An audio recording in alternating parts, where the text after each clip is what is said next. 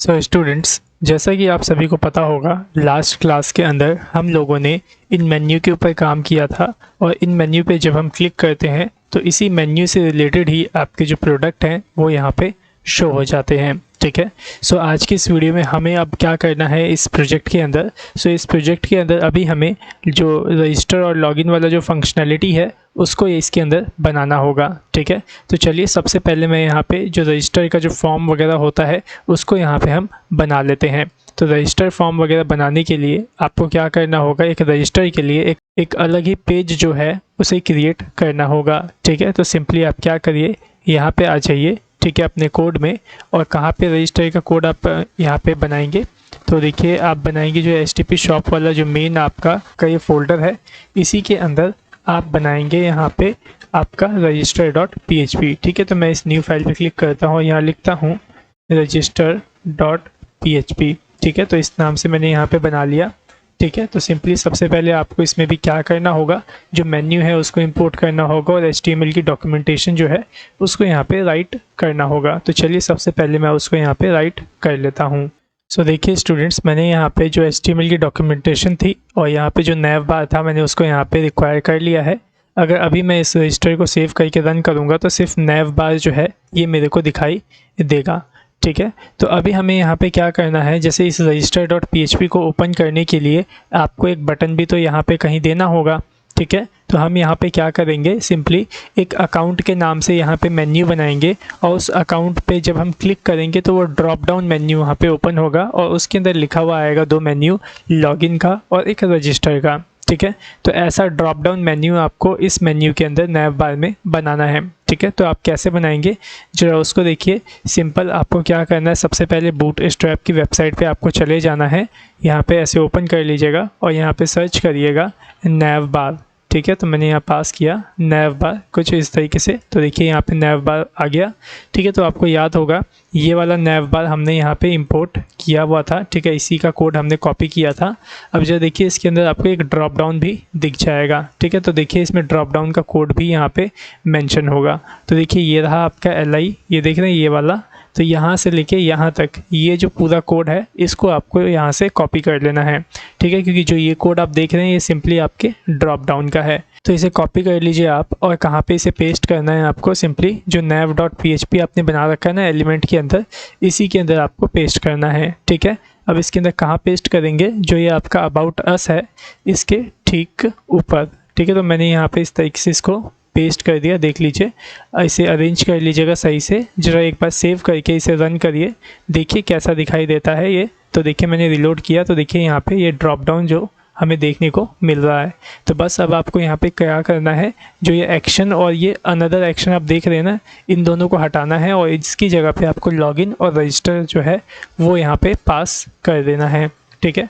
तो सिंपल से आइए, देखिए ये रहा एक्शन लिखा हुआ है। तो इस एक्शन की जगह मैं यहाँ पास कर देता हूँ लॉग इन कुछ इस तरीके से, और यहाँ पे इसमें मैं पास कर देता हूँ रजिस्टर। ठीक है। REGISTER कुछ इस तरीके से सेव कर लीजिए और रन करके एक बार टेस्ट करिए। तो देखिए यहाँ पे आपका लॉगिन आ गया और रजिस्टर आ गया। ठीक है। ये लिखा है समथिंग एल्स हेयर, तो इसको हमें हटाना है। तो हम क्या करेंगे, इस LI को यहाँ से सिंपली रिमूव कर देंगे। ठीक है। और यहाँ पे देखिए एक कोड और आपको दिया हुआ है। अगर आप चाहते हैं दो LI के बीच में कोई लाइन खींचना तो यहाँ पे आप इस कोड का यूज़ करेंगे। ठीक है। तो अगर मैं इसे यहाँ से कट कर दूंगा तो ये लाइन जो है रिमूव हो जाएगी और जो ये समथिंग एल्स हेयर है इसको भी मैं यहाँ से हटा देता हूँ। ठीक है। अभी सेव करता हूँ इसे और रन करके टेस्ट करता हूँ कि अब कैसा दिख रहा है। तो देखिए आगे लॉगिन ये रहा और रजिस्टर ये रहा। इन दोनों के बीच में अगर हमें लाइन चाहिए तो हम किसी इनपुट करेंगे, जो ये आपका HR वाला कोड था इसको। ठीक है। सेव करके रन करता हूँ, देखता हूँ ये लाइन वाला जो आपका डिज़ाइन है वो कैसे दिखता है। तो ये रहा लॉगिन, ये रहा आपका रजिस्टर। तो मुझे लग रहा है वो पहले वाला ही ठीक था, तो इसको मैं रिमूव कर दूंगा यहाँ से। और अब सेव करके रन करता हूँ तो देखिए यहाँ पे लॉगिन ऐसा दिख रहा है और रजिस्टर ऐसा दिख रहा है। ठीक है। अब आपको यहाँ पे क्या करना है, जो ये ऊपर आप देख रहे हैं ड्रॉप डाउन लिखा हुआ है, इस टेक्स्ट को आपको पहले चेंज करना होगा। तो इस ड्रॉप डाउन की जगह हम यहाँ पे लिखने वाले हैं अकाउंट। तो देखिए कहाँ लिखा है ड्रॉप डाउन, ये देखिए ये रहा ड्रॉप डाउन। ठीक है। तो इसको यहाँ से रिमूव करिए और यहाँ पे लिखिए आप अकाउंट कुछ इस तरीके से। सेव करके रन करिए तो देखिए अब यहाँ पे ड्रॉप डाउन की जगह आपको क्या दिखाई देगा, अकाउंट दिखाई देगा। ठीक है। कुछ इस तरीके का।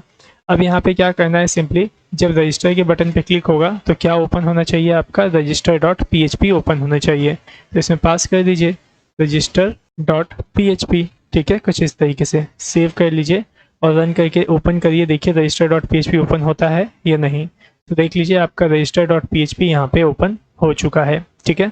अब आपको यहाँ पे रजिस्टर से रिलेटेड एक डिज़ाइन यहाँ पे बनाना होगा। तो चलिए डिज़ाइन यहाँ पे हम बना लेते हैं। तो register.php में आ जाइए अब आप यहाँ पे, और इसके अंदर सबसे पहले आप एक काम करिए, यहाँ पे एक कंटेनर बना लीजिए। तो मैं यहाँ पे पास करता हूँ div.container। देन उसके बाद इस कंटेनर के अंदर आप एक रो बना लीजिए, ठीक है। तो मैं यहाँ पे बना लेता हूँ div.row, ठीक है, कुछ इस तरीके से। अब यहाँ पे इस रो के अंदर हमें 2 कॉलम बनाने हैं। तो मैं पास करूँगा div.col-md-6, ठीक है, md-6 मल्टीप्लाई 2 कर दूंगा। तो यहाँ पे 2 कॉलम जो हैं वो आपके यहाँ पे कुछ इस तरीके से बन जाएंगे, ठीक है। तो अब हम यहाँ पे क्या करने वाले हैं, ये रहा आपका मेन कॉलम। तो मैं यहाँ पे क्या करूँगा, सिंपली इस रो के अंदर, ये रो देख रहे हैं, इस रो के अंदर मैं पैडिंग पास कर दूंगा। जरा देखिए कुछ इस तरीके से पैडिंग हाइफन मैंने यहाँ पे 5 पास कर दिया। अभी अगर सेव करके मैं रन करूँगा तो कुछ भी शो नहीं होगा। तो सिंपल आप एक काम करिए, इस रो के अंदर सिंपली यहाँ पे कॉलम के बाहर, मतलब रो के नीचे, यहाँ पे आप H1 से पास कर दीजिए एक मैसेज को या एक हेडिंग को। यहाँ पे लिखिए रजिस्टर विद अस, ठीक है। तो मैंने पास किया रजिस्टर विद अस, ठीक है। सेव करके रन करता हूँ, देखता हूँ कैसा दिखाई देता है। तो देखिए यहाँ पे लिखा हुआ आ गया रजिस्टर विद अस, ठीक है। तो मैं चाहता हूँ इसी के नीचे ही मेरा जो फॉर्म होगा वो क्रिएट हो जाए। तो फॉर्म जो मैं क्रिएट करूँगा वो पहले वाले कॉलम में करूँगा, इस वाले कॉलम के अंदर, ठीक है। तो चलिए इसके अंदर फॉर्म स्टार्ट कर लीजिए। तो मैंने लिखा है यहाँ पे ऐसे फॉर्म, ठीक है। ये एक्शन एट्रीब्यूट को यहाँ से रिमूव कर लीजिएगा, ठीक है। अब इसके अंदर आपको 3 से 4 जो इनपुट हैं वो बनाने होंगे। सबसे पहला इनपुट तो आप बनाएंगे नेम के नाम से, ठीक है। तो मैं यहाँ पे सभी इनपुट को पहले बना लेता हूँ। सो स्टूडेंट्स, जो यहाँ पे देखिए मैंने जो अपना फॉर्म है उसे यहाँ पे कंप्लीट बना लिया है। और यहाँ पे देखिए सबसे पहला इनपुट जो मैंने बनाया है यहाँ पे फुल नेम के लिए बनाया है। देन उसके बाद मैंने यहाँ पे मोबाइल के लिए इनपुट बनाया है। देन उसके बाद ईमेल के लिए, और फिर देन उसके बाद मैंने यहाँ पे पासवर्ड के लिए आपका इनपुट बना लिया है फॉर्म के अंदर, ठीक है। और लास्ट में यहाँ पे एक सबमिट बटन जो है उसको भी यहाँ पे बना लिया है। अगर मैं इसे सेव करता हूँ और रन करता हूँ तो देखिए कुछ इस तरीके से ये मेरे को अभी यहाँ पे दिखाई दे रहा है, ठीक है। अभी जो देखिए जो एंटर नेम है यहाँ पे इन दोनों के बीच में थोड़ा स्पेस नहीं है। तो मैं यहाँ पे क्या करता हूँ, जो ये आपका कॉलम है या फिर ये एंटर नेम है, इसके अंदर थोड़ा सा ऊपर से मार्जिन या फिर पैडिंग इसमें पास कर दूंगा, ठीक है। तो एक काम करिए, यहाँ पे ये रहा आपका फॉर्म और ये रहा आपका कॉलम, ठीक है। तो आप एक काम करो, इस कॉलम के अंदर पैडिंग बॉटम, मतलब सॉरी पैडिंग टॉप यहाँ पे पास कर दीजिए 5 का, ठीक है। जिससे क्या होगा, इसके अंदर की साइड से स्पेस आएगा ऊपर से, जिससे कि ये फॉर्म थोड़ा सा नीचे हो जाएगा। सेव कर लीजिए इसको और रन करता हूँ तो देखिए यहाँ पे थोड़ा सा फॉर्म जो है यहाँ पे आपको नीचे देखने को मिल रहा होगा।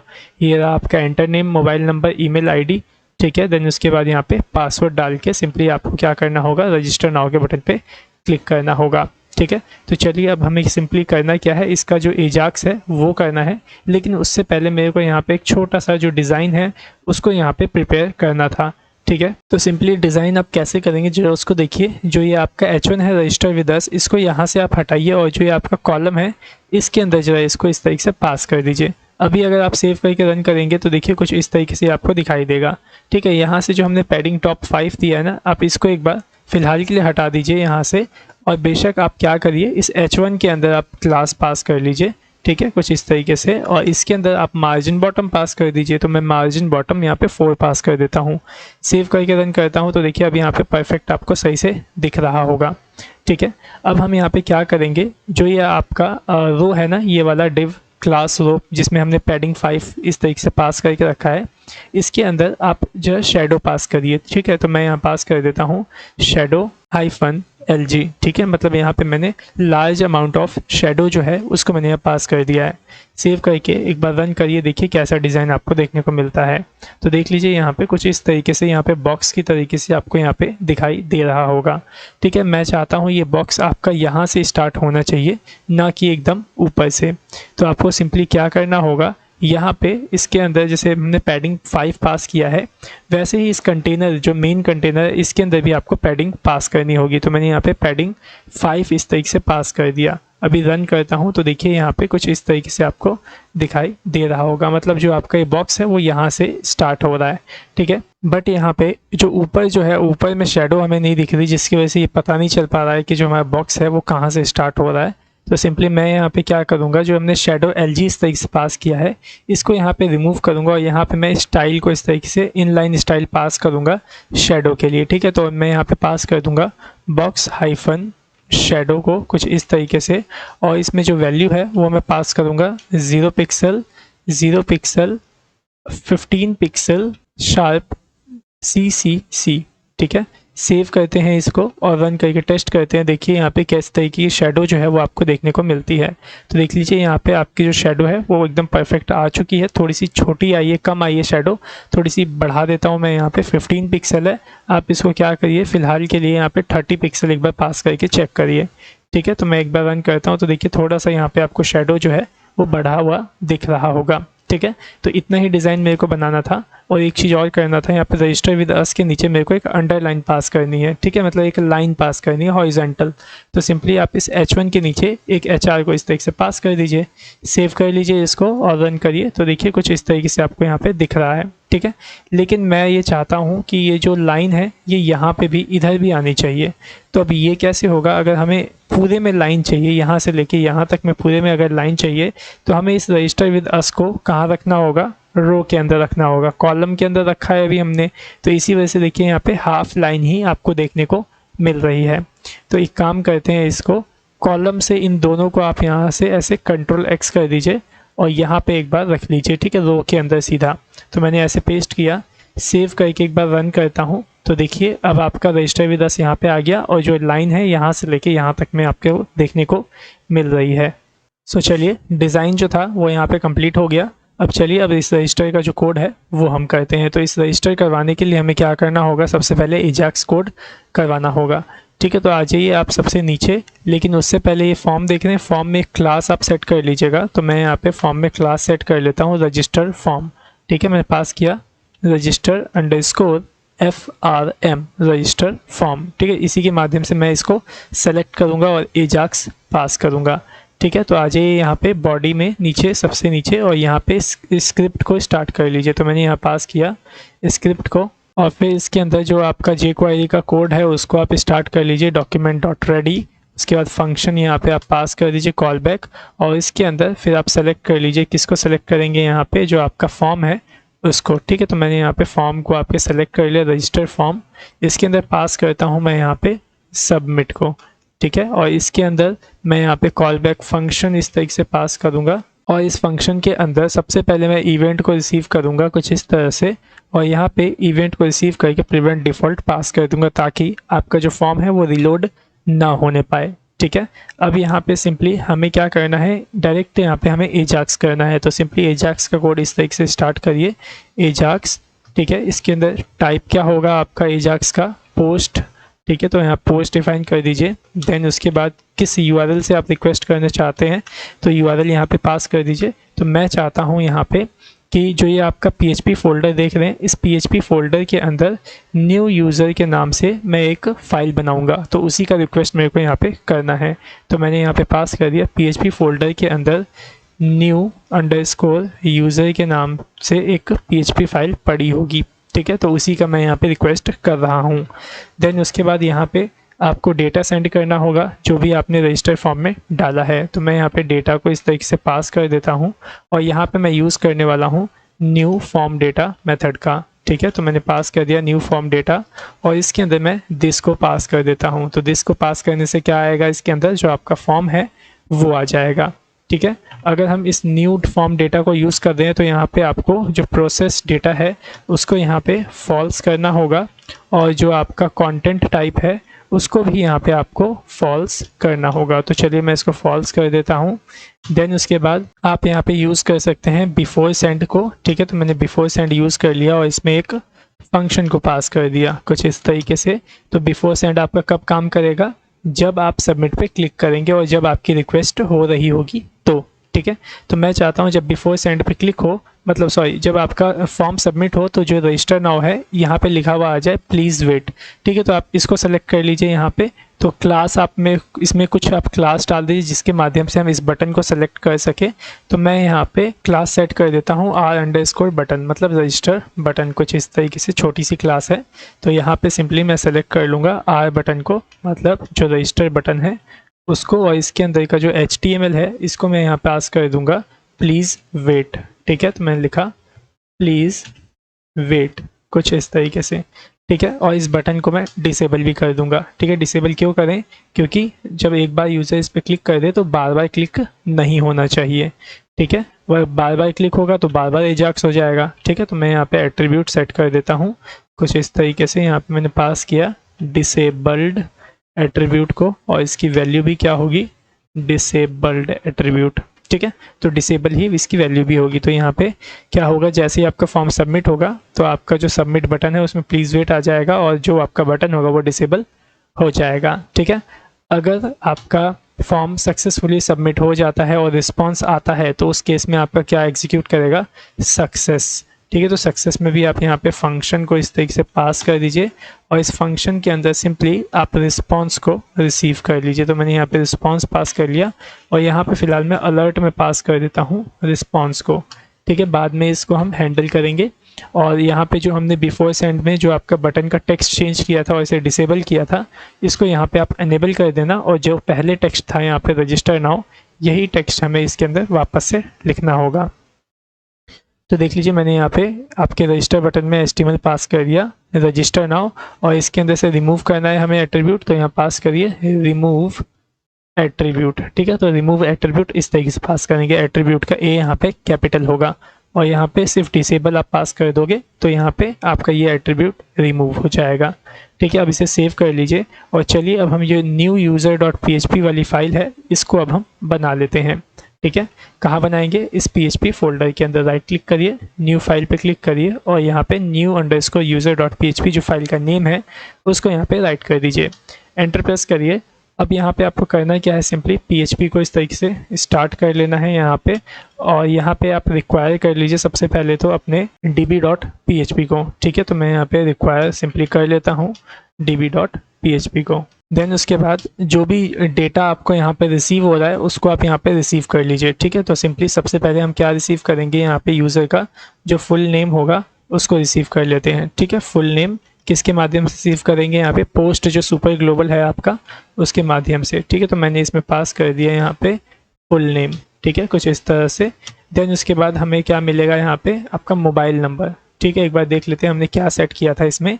तो देखिए नेम मैंने मोबाइल सेट किया था, ठीक है। तो हम यहाँ पे मोबाइल के नाम से ही वेरिएबल भी बना लेते हैं कुछ इस तरह से, और इसके अंदर मोबाइल को ऐसे रिसीव कर लेंगे। देन उसके बाद हमने यहाँ पे ईमेल रिसीव करना है यहाँ पे, ठीक है। कुछ इस तरह से ईमेल आप यहाँ सेट कर लीजिएगा, ठीक है, रिसीव कर लीजिएगा। देन उसके बाद आपके पास यहाँ पे पासवर्ड आएगा, तो यहाँ पे पासवर्ड को भी आपको रिसीव कर लेना है, लेकिन इस पासवर्ड को रिसीव करते वक्त आप इसे MD5 इनक्रिप्ट कर देंगे ताकि ये ह्यूमन रीडेबल ना रहे, ठीक है। तो मैंने यहाँ पे MD5 इस तरीके से यहाँ पे पास कर दिया, ठीक है।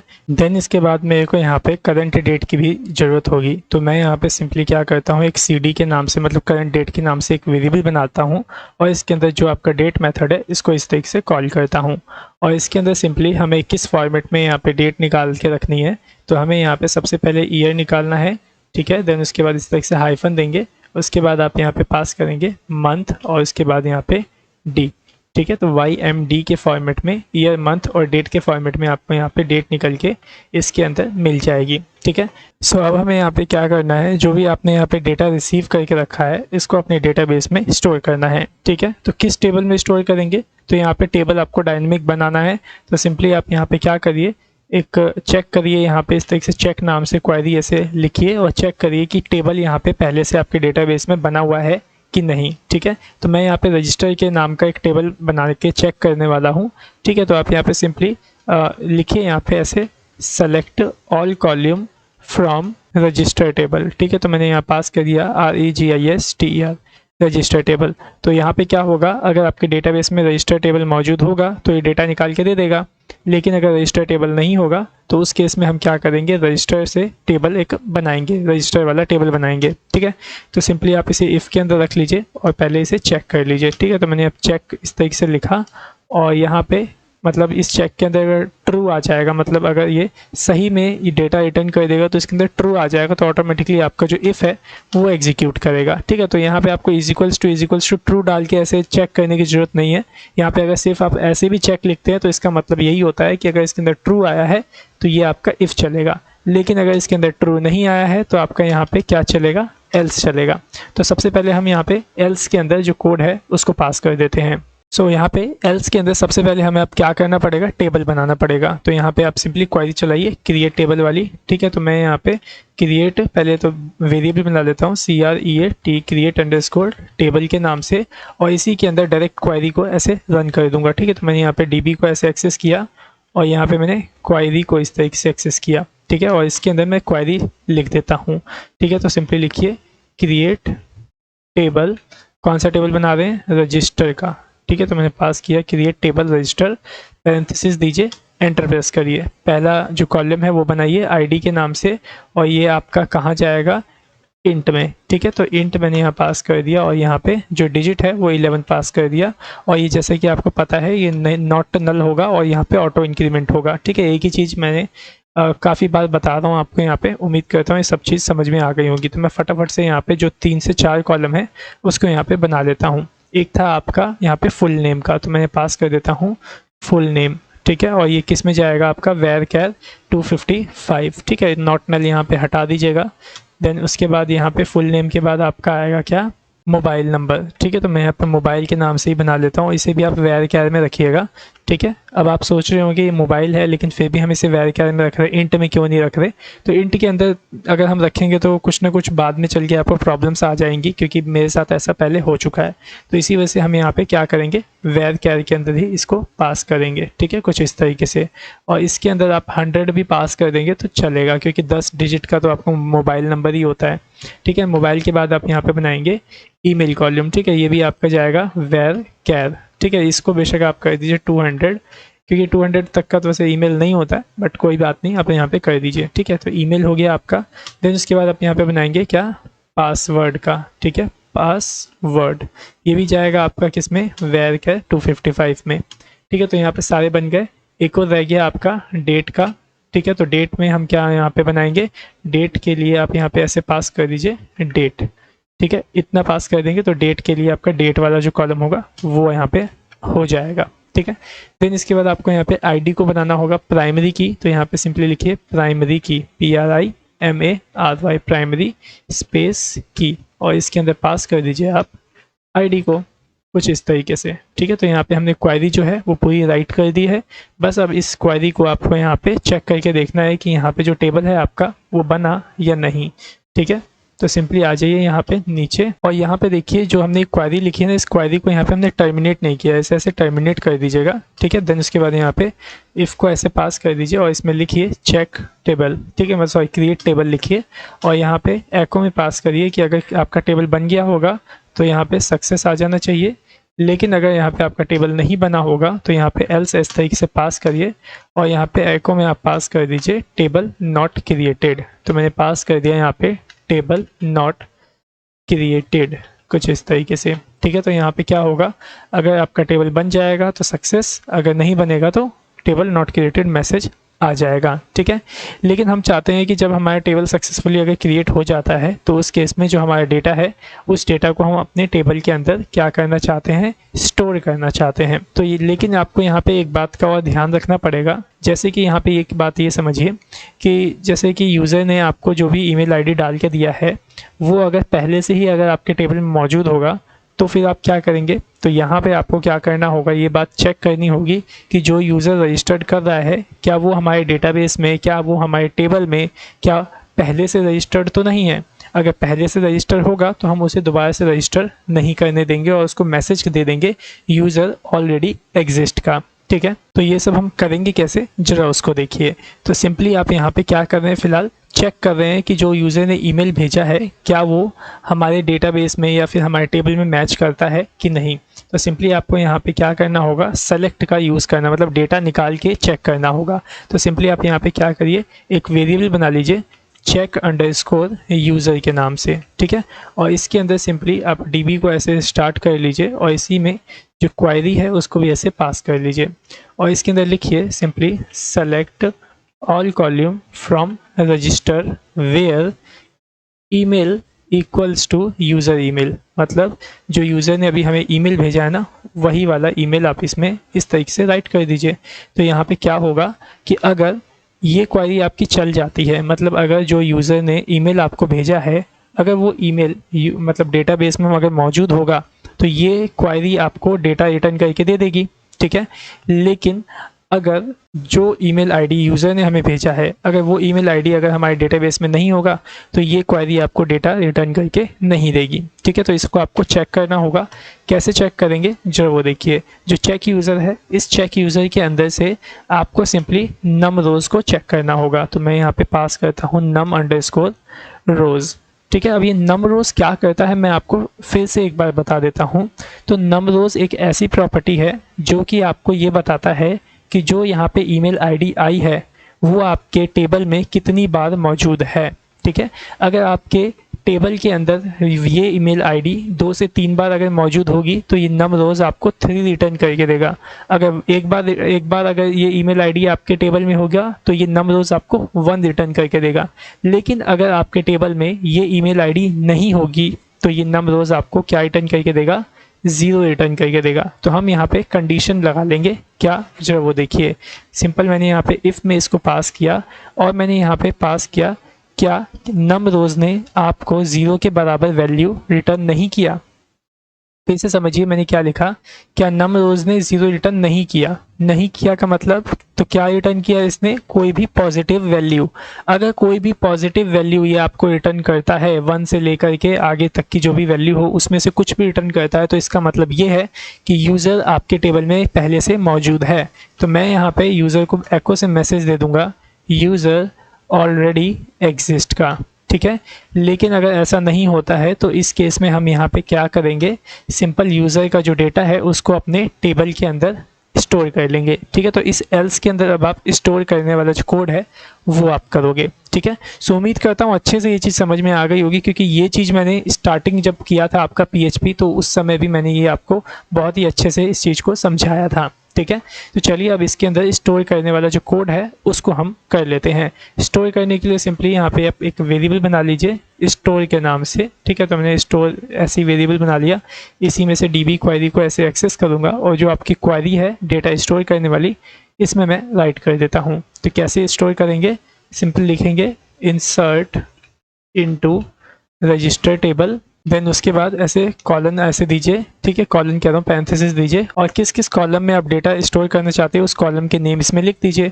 तो मैं चाहता हूँ यहाँ पे जो आपका फुल नेम है इसके अंदर डेटा स्टोर होगा, मोबाइल में होगा तो लिखिए मोबाइल, देन उसके बाद ईमेल लिखिए यहाँ पे, देन उसके बाद आप क्या लिखेंगे, आपका पासवर्ड है तो पासवर्ड लिख दीजिए, देन उसके बाद आपका डेट है, ठीक है। तो इन 5 कॉलम के अंदर हमें डेटा स्टोर करना है, ठीक है। इसके बाद यहाँ पे हमें क्या करना होगा, इस डेट के बाद आप वैल्यूज़ को इस तरीके से पास करिए और जो जो वैल्यू आप इस कॉलम में देना चाहते हैं उसको इस वैल्यूज़ में पास कर दीजिए, ठीक है। तो यहाँ पे वैल्यूज़ के अंदर सबसे पहले आपका फुल नेम, तो देखिए फुल नेम हमने यहाँ पे रिसीव करके ऊपर रखा हुआ है। तो मैं सिंपली क्या करता हूँ, इस फुल नेम को यहाँ पे पास कर देता हूँ और यहाँ पे आप सिंगल कोट्स के अंदर अपने फुल नेम को पास करेंगे, ठीक है। कुछ इस तरीके से देखिए मैंने पास कर दिया फुल नेम। देन उसके बाद क्या आप रिसीव कर रहे हैं, मोबाइल नंबर, ठीक है। तो यहाँ पास कर दीजिए मोबाइल कुछ इस तरह से। देन उसके बाद आप ईमेल पास कर दीजिए, यहाँ पे मैंने पास कर दिया ईमेल।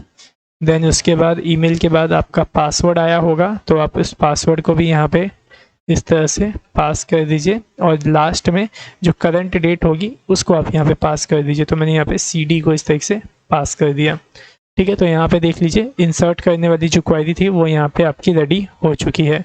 बस अब आपको चेक करना है इस स्टोर को कि क्या आपका डेटा स्टोर हुआ या नहीं। तो सिंपल से मैं क्या करता हूँ, इफ़ के अंदर इस स्टोर को ऐसे रख देता हूँ और यहाँ पे चेक करता हूँ कि अगर इफ़ आपका एग्जीक्यूट होगा तो इसका मतलब ये है कि जो आपका डेटा है वो स्टोर हो चुका है। तो उस केस में मैं यहाँ पे सक्सेस मैसेज को प्रेजेंट कर देता हूँ। लेकिन अगर ऐसा नहीं होता है तो यहाँ पे आपका एल्स चलेगा और इस एल्स के अंदर आपका एको मैं कर दूंगा फेल्ड। ठीक है, तो मैंने पास कर दिया FAILED फेल्ड। ठीक है, तो यहाँ पे जो था आपका कोडिंग वो यहाँ पे हो चुका है। अब यहाँ पे जो देखिए ऊपर अगर आएंगे तो यहाँ पे हमने ये चेक करके रखा था कि रजिस्टर टेबल जो है क्या वो क्रिएटेड है या नहीं। अगर क्रिएटेड है तो आपका चेक चलेगा, अगर क्रिएटेड नहीं है तो ये आपका एल्स चलेगा। ठीक है, तो इसके अंदर हमें क्या करना होगा, अगर ऑलरेडी हमारा टेबल क्रिएटेड है तो बस हमें क्या करना है, यूज़र के ईमेल आईडी चेक करनी है और उसका डेटा स्टोर करवा देना है। तो उसका कोड हमने देखिए यहाँ पे नीचे किया हुआ है, यहाँ से ये देखिए इस इफ़ के अंदर। ठीक है, तो पूरा ये इफ़ का जो कोड है ना यहाँ से लेके यहाँ तक, इस पूरे कोड को आप सेलेक्ट करके कॉपी कर लीजिए कुछ इस तरीके से और कहाँ पेस्ट कर देंगे, इसके अंदर। ठीक है, तो मैं इस तरीके से इसे पेस्ट कर देता हूँ। अब आप इसे सेव कर लीजिए और रन करके टेस्ट करिए, आपका जो रजिस्ट्रेशन वाला जो प्रोसेस है वो यहाँ पे कंप्लीट हो चुका है। ठीक है, तो चलिए अब इसकी हम टेस्टिंग करते हैं। तो यहाँ पे आ जाइए। ठीक है, एक बार मैं इसे फ़िलहाल रिलोड कर लेता हूँ और चलिए अब मैं यहाँ पे नेम लिखता हूँ। जैसे मैंने यहाँ पे नेम डाला अमित कुमार। ठीक है, इस तरीके से ये यू मैं सही कर लेता हूँ। मोबाइल नंबर मैं यहाँ पे पास कर लेता हूँ। ठीक है, कुछ इस तरीके से 888-288। ठीक है, ईमेल आईडी मैं यहाँ पे पास कर दूंगा। देन इसके बाद मैं यहाँ पे जो पासवर्ड है वो डाल देता हूँ 123। ठीक है, रजिस्टर नाउ के बटन पे क्लिक करता हूँ। तो देखिए मैंने क्लिक किया और यहाँ पे देखिए क्या हो गया, आपका जो पेज है वो रीलोड हो गया। देख रहे हैं यहाँ पे ऊपर देखिए गेट रिक्वेस्ट हो गया। गेट रिक्वेस्ट का मतलब ये है कि आपका जो पेज है वो रीलोड हो रहा है। ठीक है, तो यहाँ पे कुछ प्रॉब्लम हो गई, एक बार देख लेते हैं। अपने कोड में register.php पे आइए और देखिए हमने यहाँ पे फॉर्म में मतलब क्लास सेट किया था रजिस्टर फॉर्म। ठीक है, और यहाँ पे देखिए जब हमने रजिस्टर फॉर्म को सबमिट किया था तो यहाँ पे फंक्शन में e.prevent डिफ़ॉल्ट को भी इस तरीके से पास किया था ताकि जब हमारे रजिस्टर फॉर्म सबमिट हो तो ये रिलोड नहीं होना चाहिए। ठीक है, तो फिर भी ये रिलोड हो रहा है। जो देख लेता हूँ मैं यहाँ पे कि क्या प्रॉब्लम हो रही है। सो स्टूडेंट्स, यहाँ पे प्रॉब्लम क्या हो रही है मैं आपको बताता हूँ। जो आपने यहाँ पे कोड किया है ये कोड एकदम सही है, लेकिन आपने यहाँ पे जो jQuery का CDN होता है वो हमने इंसर्ट नहीं किया है। ठीक है, तो मैं जो jQuery का CDN है उसको यहाँ पे इंसर्ट कर लेता हूँ। ठीक है, तो index.php में मैं देखता हूँ शायद jQuery का कोड होगा। ओके, इसके अंदर jQuery कोड नहीं है। सिंपली मैं क्या करता हूँ, यहाँ पे सर्च कर लेता हूँ jQuery गूगल CDN। ठीक है, और जो पहली वेबसाइट मिलेगी इस पर मैं क्लिक करूँगा और ये देखिए आपको CDN मिल जाएगा। इस CDN को मैं कॉपी करता हूँ और अपने ये register.php वाला जो पेज है इसके अंदर यहाँ सबसे ऊपर इस तरीके से पेस्ट कर दूंगा। ठीक है, तो देखिए अभी मैं यहाँ पे मेरा जो CDN है वो इंसर्ट हो गया। अब आप इसे सेव करके रन करेंगे तो ऐसा जो एरर आ रहा था रिलोड वाला वो रिलोड अब नहीं होगा। ठीक है, मैं एक बार रिफ्रेश कर लेता हूँ इसको और फिर से यहाँ पे नेम वगैरह एंटर कर लेता हूँ। नेम एंटर कर लिया, मोबाइल नंबर डाल देता हूँ, ईमेल मैंने डाल लिया है, एंटर पासवर्ड। यहाँ पे पासवर्ड मैंने 123 पास कर दिया। ठीक है, तो चलिए अब रजिस्टर नाउ पे क्लिक करते हैं। तो देखिए मैंने यहाँ पे क्लिक किया और यहाँ पे देखिए आपको एक एरर देखने को मिला है। क्या है एरर, यहाँ पे trying to get properties num_rows of non object. ठीक है, लाइन नंबर देखिए 18 के ऊपर यहाँ पे एरर शो कर रहा है और यहाँ पे देखिए मैसेज क्या आया हमें फेल्ड का। ठीक है, एक बार जरा मैं अपना डेटाबेस चेक करता हूँ और देखता हूँ कि जो टेबल है क्या वो जो टेबल है वो क्या क्रिएट हो गया है कि नहीं। तो यहाँ पे ओपन कर लेता हूँ HTTP शॉप को और यहाँ पे जो आपका टेबल था वो भी देख लीजिए यहाँ पे क्रिएट नहीं हुआ है। लाइन नंबर 18 पे एरर शो कर रहा है हमें। सो स्टूडेंट्स, जो यहाँ पे देखिए जो हमें ये लाइन नंबर 18 के अंदर आपको एरर देखने को मिला है, ये एरर क्यों मिला है मैं आपको बताता हूँ। सिंपली यहाँ पे जो कोडिंग में आइए और यहाँ पे देखिए हमने सबसे पहले क्या चेक किया है कि ये जो रजिस्टर वाला टेबल है वो आपके डेटाबेस में मौजूद है या नहीं। ठीक है, तो ये तो हमने यहाँ पे क्वेरी चेक कर लिया, लेकिन इस क्वेरी को हमने रन नहीं किया। ठीक है, तो इस क्वेरी को आपको रन करना है तभी जा करके इसके अंदर ट्रू और फॉल्स आएगा। ठीक है, तो मैंने यहाँ पे सिर्फ इस तरीके से क्वेरी लिख दिया। ठीक है, तो सिंपली आप यहाँ पे क्या करिए, इसके अंदर इस तरीके से DB को ऐसे स्टार्ट कर लीजिए और यहाँ पे क्वेरी को ऐसे पास कर दीजिए। ठीक है, क्वेरी जब आप ऐसे पास कर देंगे तो यहाँ पे इस तरह से क्वेरी को ऐसे पूरा क्लोज कर दीजिएगा। ठीक है, मतलब जो आपकी एक क्वेरी है, इस क्वेरी को क्वेरी मेथड के अंदर ऐसे रख लेंगे। ठीक है, अब आप इसे सेव करके रन करेंगे तो अब ये सही से जो आपका काम करेगा। ठीक है, तो आ जाइए यहाँ पे वापस से अपनी वेबसाइट के अंदर और यहाँ पे रजिस्टर नाउ का जो बटन है इस पर सिंपली मैं अब क्लिक करता हूँ। तो देखिए जैसे ही मैंने इस पर क्लिक किया और यहाँ पे देख लीजिए आपको जो सक्सेस का जो मैसेज है वो देखने को यहाँ पे मिल गया है। ओके पे क्लिक करिए और डेटाबेस में आइए यहाँ पे और एक बार इसको रीलोड करके देखिए। तो देखिए यहाँ पे रजिस्टर वाला जो आपका टेबल था वो यहाँ पे क्रिएट हो गया और इसके अंदर देखिए आपका जो डेटाबेस है वो यहाँ पे आ गया है, मतलब जो आपका डेटा है वो यहाँ पे इंसर्ट हो चुका है। ठीक है, मैं एक काम करता हूँ, फिर से सेम नेम से वापस सेम ईमेल से वापस से रजिस्टर नाउ पे क्लिक करता हूँ। तो देखिए मैसेज आ गया यहाँ पे यूज़र ऑलरेडी एग्जिस्ट का। अगर कोई और ईमेल आईडी जैसे मैं यहाँ पे देता हूँ, जैसे आर मैं यहाँ पास कर देता हूँ, यहाँ पे अमित के ऐसे पास कर दिया, रजिस्टर नाउ पे क्लिक करता हूँ तो देखिए फिर से यहाँ पे अब आपका रजिस्ट्रेशन हो गया है। ठीक है, यहाँ पे आइए फिर से एक बार मैं इसे रिलोड करके चेक करता हूँ। तो देख लीजिए यहाँ पे इस बार जो अमित के @gmail.com वाली ईमेल आईडी है उससे यहाँ पे रजिस्टर हो गया है और पासवर्ड भी देख लीजिए आपका MD5 इंक्रिप्शन के अंदर आपको यहाँ देखने को मिल रहा है और डेट भी देख लीजिए यहाँ पे सक्सेसफुली सही से आ गई है। ठीक है, सो उम्मीद करता हूँ कि आपको ये चीज़ें सही से समझ में आ गई होंगी कि हमने क्या क्या एरर किया था और किस तरीके से इसे हमने सॉल्व किया है। ठीक है, सो अब यहाँ पे आपको करना क्या है, जब हम रजिस्टर नाउ के बटन पे क्लिक करते हैं तो यहाँ पे सक्सेस का मैसेज ऐसे आता है। इसको आपको थोड़ा डेकोरेटिव करना होगा, डेकोरेट तरीके से आपको यहाँ पे प्रीव्यू करना होगा।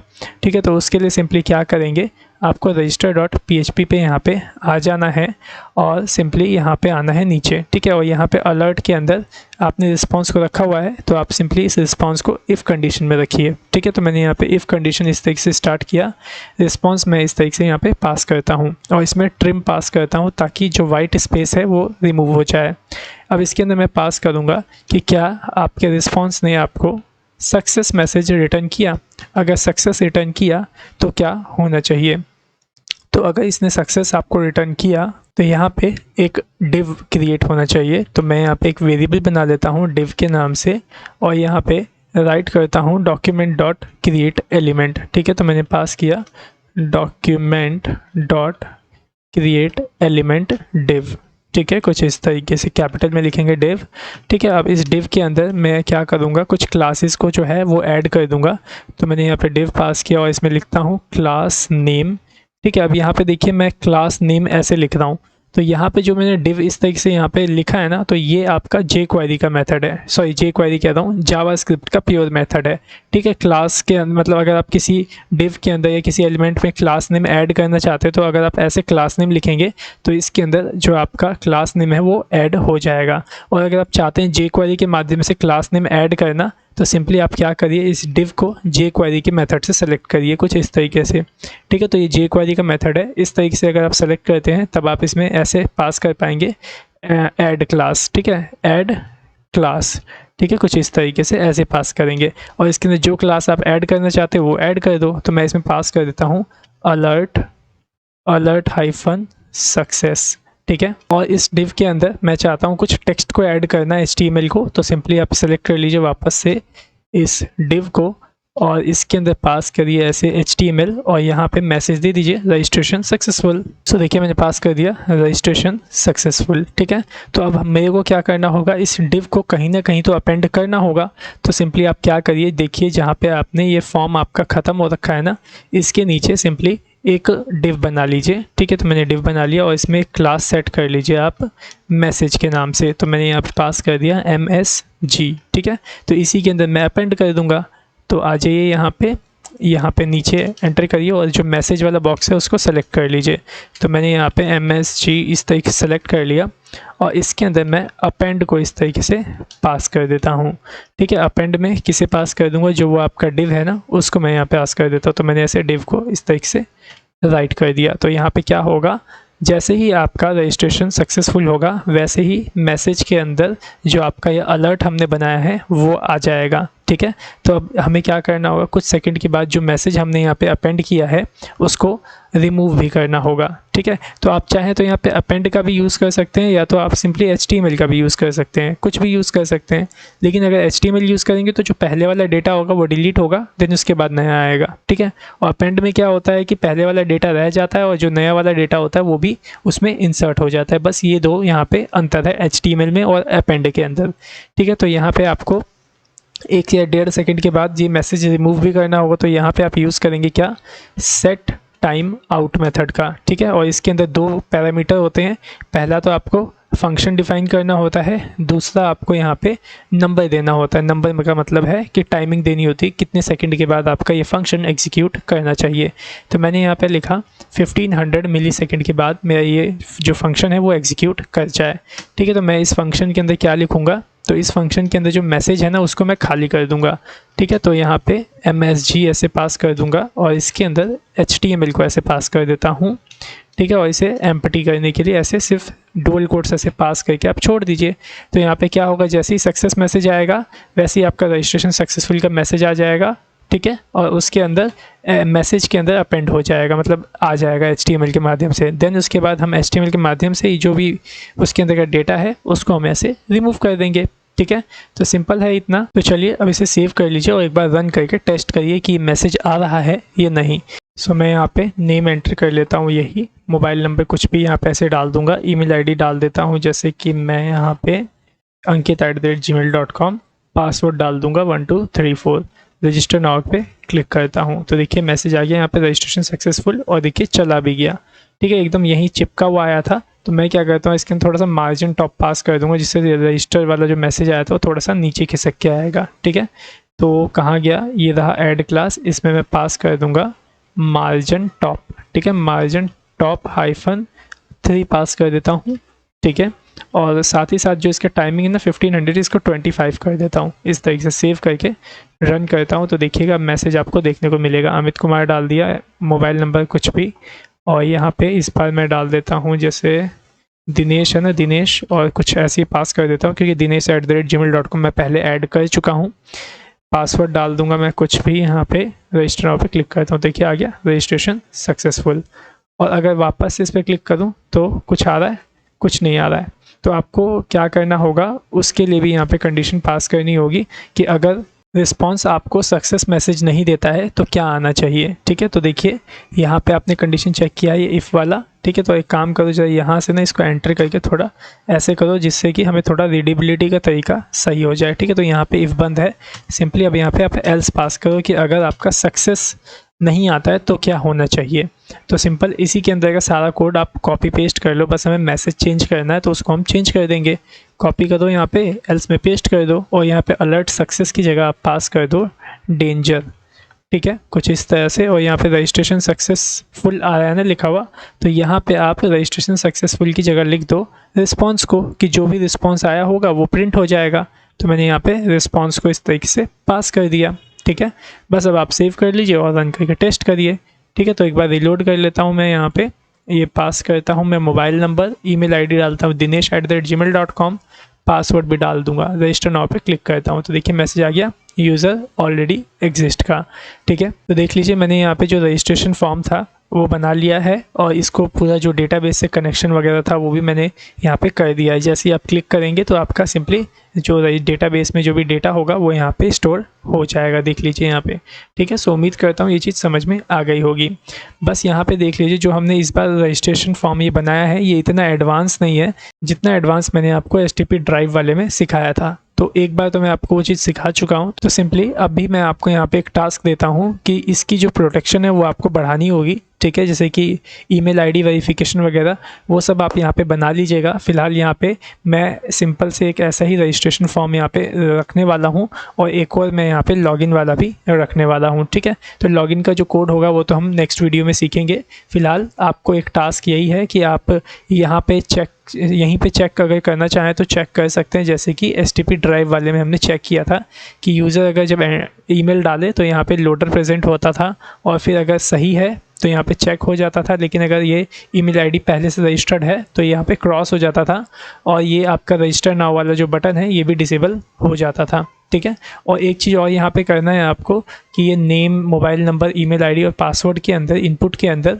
आपको जो रिक्वायर्ड एट्रीब्यूट है उसको भी यहाँ पे पास कर देना है कि ये आपका एम्प्टी ना रहे। ठीक है, तो मैं इसमें पास कर देता हूँ रिक्वायर्ड एट्रीब्यूट को। ठीक है, सो देखिए मैंने इसमें पास कर दिया, इसके अंदर भी मैं पास कर देता हूँ, ईमेल में भी पास कर दूंगा और पासवर्ड में भी इसे ऐसे पास कर दूंगा। ठीक है, तो अब यहाँ पे क्या होगा, अगर कोई यूज़र ऐसे एम्प्टी रजिस्टर नाउ पे क्लिक करेगा तो ये रजिस्टर आपका नहीं होने देगा। ठीक है, सो उम्मीद करता हूँ आज की इस वीडियो में जो भी आपको सिखाया होगा सही से समझ में आ गया होगा। सो मिलते हैं नेक्स्ट वीडियो में। So thanks for watching our video, have a nice day.